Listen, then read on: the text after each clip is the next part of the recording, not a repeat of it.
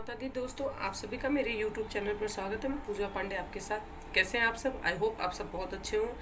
माता रानी की कृपा दृष्टि आप सब पर बनी रहे। तो आज मेरा वीडियो है देवशनी एकादशी के ऊपर। और देवशनी एकादशी की जो शुरुआत है वो कब से कब तक है, और देवशनी एकादशी पे कैसे पूजा पाठ करना है, और क्या चीज़ करना है क्या नहीं करना है, मैं उन सब विषय पर आपसे बात करूंगी। तो वीडियो को आगे बढ़ाने से पहले आप मेरी वीडियो को लाइक करिए, चैनल को सब्सक्राइब करिए, बेल आइकन को प्रेस करिए और मुझे इंस्टाग्राम पे ज़रूर फॉलो करिएगा।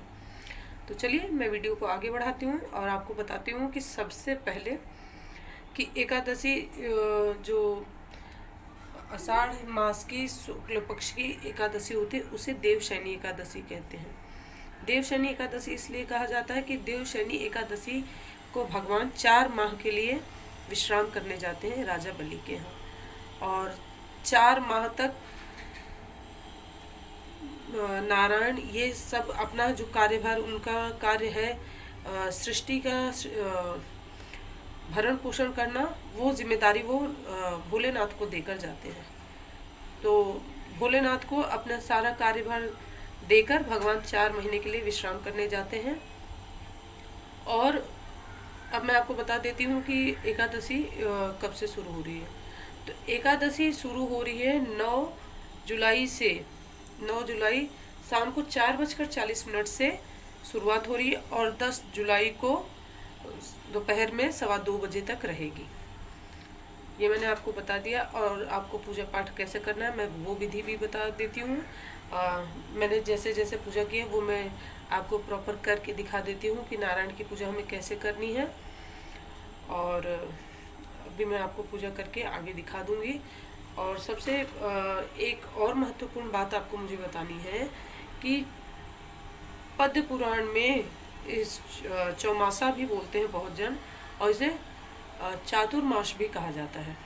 4 महीने तक कोई भी इस समय जो पुरोहित होते हैं या जो साधु संत होते हैं जो परिक्रमा कर रहे होते हैं या भ्रमण कर रहे होते हैं, वो 4 महीने तक एक जगह विश्राम करेंगे। इस समय सिर्फ और सिर्फ व्रज धाम की यात्रा की जाती है।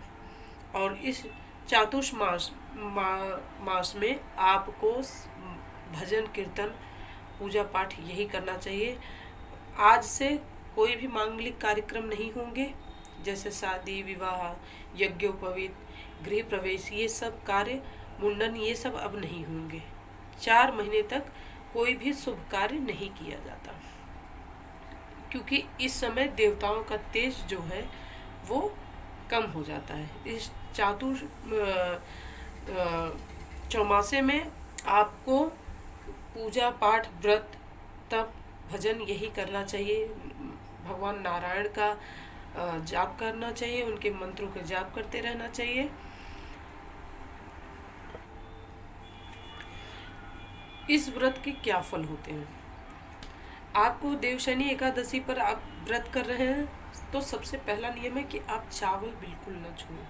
आपको चावल किसी भी एकादशी में चावल का उपयोग नहीं करना चाहिए। इस व्रत का सबसे बड़ा प्रताप ये होता है, ये फल होता है कि आपके जितने पाप होते हैं, जाने अनजाने हमसे बहुत सारी त्रुटियाँ होती हैं, पाप होते हैं, उन सब पापों का विनाश हो जाता है। अब हमें पूर्ण फल की प्राप्ति होती है। हमारे शरीर की शुद्धि होती है, हमारे शरीर की भी शुद्धिकरण होती है और दुर्घटना के योग टल जाते हैं। हमें पूर्ण फल की प्राप्ति होती है। और एकादशी के व्रत में विशेषकर शाम की पूजा सबसे ज़्यादा फलदायक होती है। तो ये थे कुछ नियम जो मैंने आपको बता दिए हैं। और व्रत एकादशी का हम जैसे करते हैं, हमें एकादशी का व्रत वैसे ही किया जाता है। और आप एकादशी व्रत की कथा पढ़ सकते हैं। भगवान की पूजा करने के बाद नारायण 4 महीने तक विश्राम करते हैं। 4 महीने तक कहते हैं। देव उठनी एकादशी जिस दिन होती है उसे हम आम भाषा में देव उठनी एकादशी कहते हैं, नहीं, और संस्कृत की भाषा में उसे देव उत्थान एकादशी कहा जाता है, जिस दिन भगवान उठते हैं। और उस दिन दिवाली भी करके मनाया जाता है। तो जिस दिन भगवान उठेंगे ये तब उसी दिन से शादी विवाह यज्ञोपवीत जो भी कार्यक्रम होते हैं, शुभ कार्य होते हैं, वो सब शुरू हो जाएंगे। भगवान 4 महीने के लिए जब विश्राम करने जाते हैं तो आषाढ़ शुक्ल पक्ष की एकादशी को भगवान विश्राम करने जब जाते हैं तो उसके बाद भगवान भादव शुक्ल पक्ष की एकादशी के दिन करवट लेते हैं। 2 महीने के बाद कहते हैं भगवान करवट बदलते हैं। और फिर उसके बाद कार्तिक शुक्ल पक्ष के एकादशी के दिन भगवान उठते हैं, तो उसे देव उठनी एकादशी कहा जाता है। तो चलिए कैसे पूजा पाठ करनी है अब मैं आपको वो बता देती हूँ, और आपको एक छोटा सा मंत्र बता देती हूँ जो आपको पूजा करने के बाद बोलना है। वो मंत्र है सुप्ते त्वयि जगन्नाथ जगत सुप्तम भवदीदम विबुद्धे त्वयि बुद्धम च जगत सर्व चराचरम। ये मंत्र आपको बोलना है। एक बार मैं फिर से रिपीट कर देती हूँ, आप नोट कर लीजिए। सुप्ते त्वयि जगन्नाथ जगत सुप्तम भवेदिदम विबुद्धे त्वयि बुद्धम च जगत सर्व चराचरम। तो इस मंत्र से आपको भगवान से प्रार्थना करना है। और उसके बाद भगवान आप विश्राम करने जा रहे हैं, लेकिन अब आप अपने अनेक रूपों में हैं, तो आप हमारी रक्षा करिएगा, हमें सद्बुद्धि सद्मार्ग पर रखिएगा और हमें इतनी शक्ति दीजिएगा कि हम आपकी भक्ति करते रहें। तो चलिए कैसे पूजा करना है मैं अब आपको वो बता देती हूँ। आज देखिए मैंने मातेश्वरी की पूजा कर ली है, मेरी माता रानी की भी पूजा हो गई है, सबकी पूजा मैंने कर ली है, सिर्फ नारायण का स्नान कराना बाकी है। और मैंने अलग से चौकी नहीं लगाई है, सिर्फ ऐसे सामने व्यवस्था कर दी है। सभी देवी देवताओं के लिए पूजा कर रही हूँ मैं, तो सबके पूजा पाठ मैंने कर दिया है। सबको स्नान करा के रोली चंदन टीका सब करके फूल माला फूल चढ़ा के उसके बाद गजानन को भी मैंने दूध समर्पित किया है और सबको भोग भी लगा दिया है मैंने। आज मैंने भोग में हलवा बनाया था क्योंकि नारायण को हलवा बहुत प्रिय है। तो आप देख रहे हैं मैंने पूजा पाठ कर दिया। अब नारायण का स्नान पूजा करवाना है। तो सर्वप्रथम इसमें हमने गंगा जल मिलाया है जल में, तो सबसे पहले हम नारायण का स्नान जल से करें।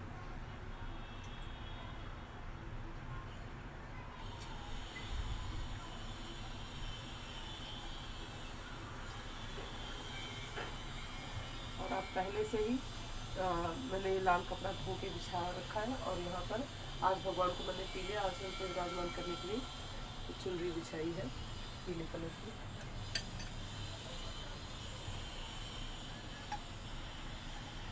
शंख से स्नान कराना बहुत ही शुभ माना जाता है और दक्षिणावर्ती शंख से मैंने नारायण का स्नान दक्षिणावर्ती शंख से करवा रही हूँ।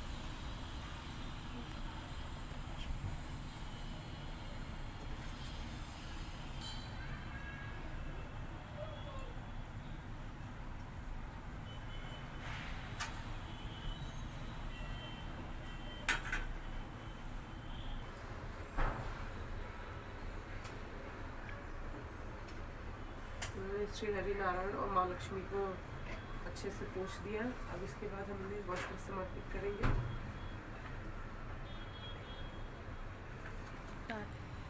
अब हम नारायण को आज पीले रंग का वस्त्र समर्पित करेंगे।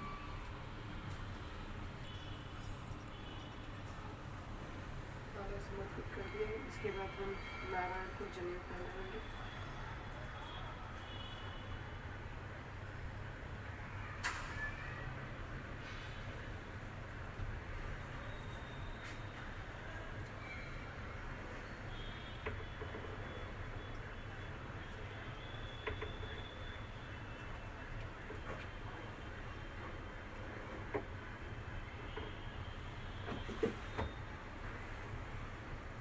इसके बाद हम इत्र चढ़ाएंगे।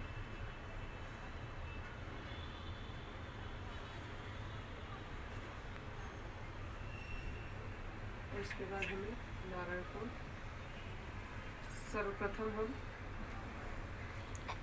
अष्टगंध तिलक लगाएंगे।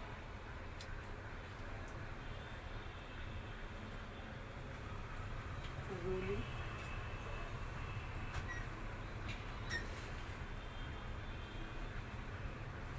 हल्दी और गुलाब।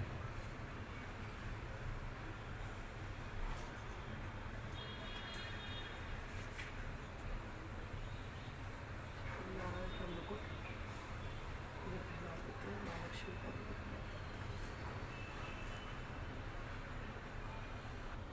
नारायण को हम पुष्प समर्पित करेंगे।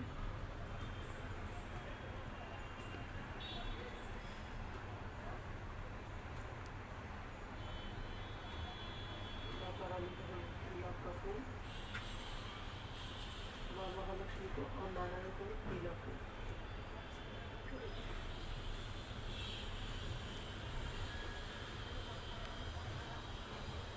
ये मैंने नारायण के लिए भोग बनाया हलवा, और इसमें मैंने लौंग, इलायची और तुलसी दल डाला है। और ये केला चढ़ा दे रही हूँ मैं नारायण को। अब और ये किशमिश है, ये भी नारायण को भोग में चढ़ता है, जो नारायण को प्रिय है। और इसके बाद अब हम आरती करेंगे। आगे आप मंदिर का फाइनल लुक आप देख सकते हैं। ये मंदिर का पूरा फाइनल लुक है। और इसके बाद हम नारायण की आरती करेंगे। आरती करने के बाद आप चाहे तो तुलसी की माला पर या चंदन की माला पर भगवान नारायण का मंत्र जाप कर सकते हैं, और उनसे प्रार्थना कर सकते हैं भगवान से कि भगवान हमें हमेशा आपके श्री चरणों में हमारी भक्ति रमी रहे, और सदैव हम ऐसे ही आपकी पूजा पाठ करते रहें। तो ये देखिए, मैंने नारायण जी की पूजा कर दी है, और ये मंदिर का फाइनल लुक है। पंचमुखी हनुमान जी रखे हैं, उनका सारा सामान यहाँ रखा है, मेरे हस्बैंड पूजा करते हैं। और ये देखिए फाइनल मैंने नारायण की पूजा कर दी है। उसके बाद आप जो मंत्र करना चाहें नारायण का, तुलसी की माला पर या चंदन की माला पर आप जाप कर सकते हैं। और मेरी माता रानी को भी देख लीजिए। पूजा पाठ सब मैंने पूर्ण कर लिया है। उसके बाद आप माला मंत्र बाद में करेंगे। और हम क्षमा याचना के लिए, आज चावल एकादशी है, चावल तो चढ़ेगा नहीं, तो सफ़ेद तिल से और हम पुष्प लेके क्षमा याचना करके प्रभु से क्षमा मांगेंगे। इसके बाद मैं मंदिर जाऊंगी।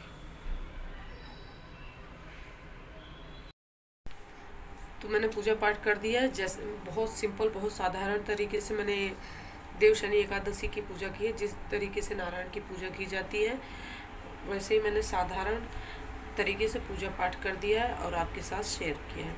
तो आपको वीडियो पसंद आई हो तो ज़रूर लाइक करिएगा, और चैनल पे नए हैं तो सब्सक्राइब करिएगा, बेल आइकन को प्रेस करिएगा, और दोस्तों के साथ शेयर करना बिल्कुल न भूलें। और आपका कोई सवाल है तो आप मुझसे सवाल पूछ भी सकते हैं, और मुझे इंस्टाग्राम पे भी ज़रूर फॉलो करिएगा। मैं मिलती हूँ आपसे नेक्स्ट वीडियो में। तब तक के लिए जय माता दी।